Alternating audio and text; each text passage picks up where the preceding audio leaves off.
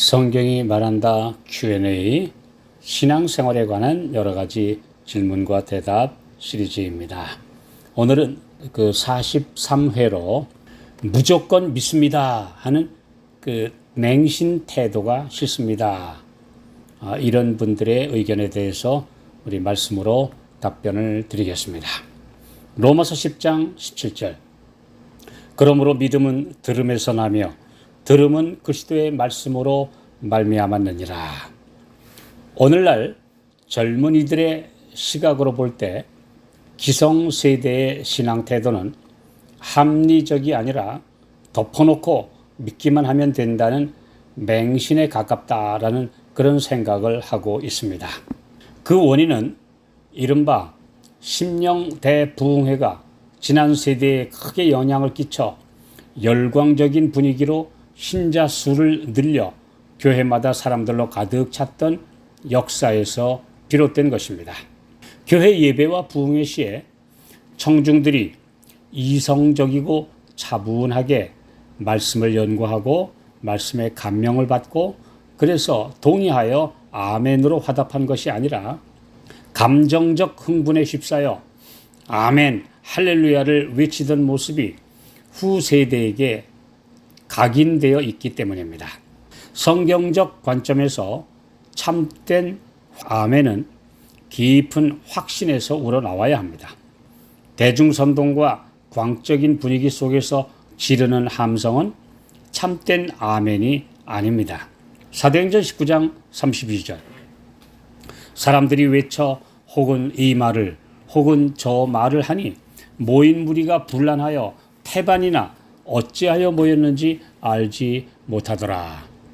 에베소에서 일어났던 이 광란의 집회는 에베소의 주신인 아데미, 즉 로마의 다이애나 여신상을 만들어 파는 은장색들과 우상의 상인들이 사도 바울이 전하는 복음 때문에 그들의 사업에 영업에 지장이 생길 것을 우려해 사람들을 선동해서 일어난 것입니다.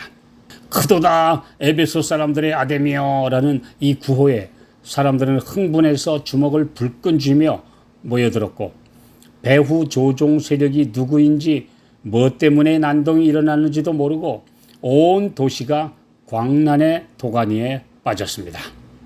사탄은 이 사건을 통해 바울의 사역을 중단시켰습니다.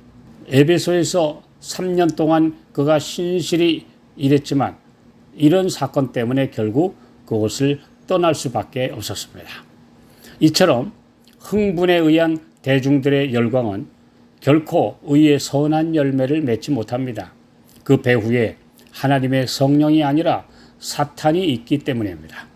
고린도후서 1장 20절 하나님의 약속은 얼마든지 그리스도 안에서 이해가 되니 그런즉 그로 말미암아 우리가 아멘 하여 하나님께 영광을 돌리게 되느니라. 주님의 사업에 종사하는 진실한 일꾼들은 교회 안에 흥분과 광신주의가 들어오지 못하도록 문을 닫고 빗장을 질러야 합니다. 하나님의 말씀은 신령한 양식이므로 우리를 성화시켜주고 의롭게 변화시켜줍니다. 성경을 연구하는 것은 생명나무의 잎사귀를 먹는 것과 같습니다. 하나님의 종들에게 있어서 그리스도께서 성경을 가르치신 것처럼 성경을 가르치는 것보다 더 고상한 방법은 없습니다. 예수님이 어떻게 가르치셨습니까? 대중들을 선동하셨습니까? 그렇지 않습니다.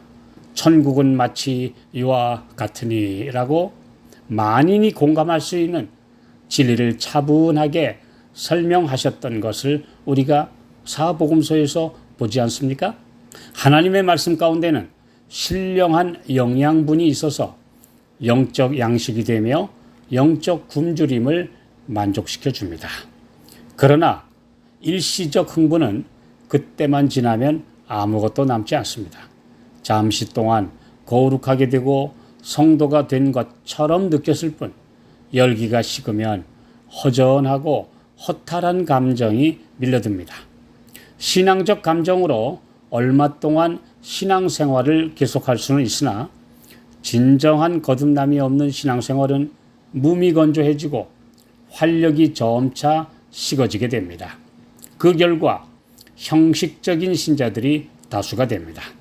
에베소서 4장 13절 우리가 다 하나님의 아들을 믿는 것과 아는 일에 하나가 되어 온전한 사람을 이루어 그리스도의 장성한 분량이 충만한 데까지 이르리니. 참된 신앙은 믿음과 하나님을 아는 지식이 함께 자라나는 것입니다. 맹목적으로 구호를 외치며 격앙하는 것이 아니라 그분이 주신 은혜에 감사하며 체험적인 믿음으로 주님과 가까워져서 그분을 알고 사랑하는 것이며 말씀을 통해 과거와 현재 그리고 미래에도 함께 계시는 그분을 깨닫는 확신입니다. 예수님을 바라보고 그분의 미덕과 자비를 깊이 생각하면 죄라고 하는 것에 가장 증오심을 가지게 되며 의에 대하여 갈망하게 됩니다. 이런 영혼 속에 순결하고 고상한 인품이 창조될 것입니다. 우리가 그리스도를 더욱 분명히 알면 알수록 우리 품성의 결함을 더욱 많이 볼 수 있게 될 것입니다.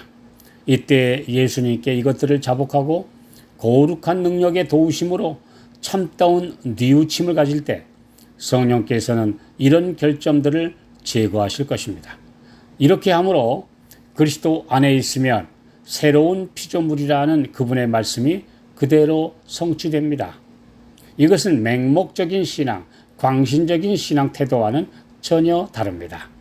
디모데후서 1장 12절 이를 인하여 내가 또 이 고난을 받되 부끄러워하지 아니함은 나의 의뢰한 자를 내가 알고 또한 나의 의탁한 것을 그날까지 저가 능히 지키실 줄을 확신함이라. 사도 바울은 다메섹 성문 곁에서 그에게 나타나신 예수 그리스도를 위해 그의 전 생애를 바쳤습니다. 어떤 시련이나 장애물도 그의 확신을 흐리게 하지 못했습니다. 그는 그분이 부활하셔서 살아계시며 곧 이 땅에 다시 오실 것이라는 복된 소망을 굳게 잡고 이 복음을 전하는 데 그의 일생을 헌신했습니다. 나의 의뢰한 자를 내가 안다는 사도의 간증은 진실한 믿음이 어떤 것인지를 잘 설명해 주고 있습니다. 분위기에 휩쓸리는 군중들이 믿습니다 라고 외치는 것과는 전혀 다릅니다. 주님과의 오랜 교제와 그분이 어떤 분인지를 체험한 살아있는 신앙의 간증입니다. 고린도전서 15장 10절 그러나 나의 나 된 것은 하나님의 은혜로 된 것이니 내게 주신 그의 은혜가 헛되지 아니하여 내가 모든 사도보다 더 많이 수고하였으나 내가 아니요 오직 나와 함께 하신 하나님의 은혜로라. 참된 신앙은 구속의 진리 또 구속의 과학을 이해하며 그대로 실행하여 변화되는 것이며 이런 체험 속으로 들어가는 것입니다.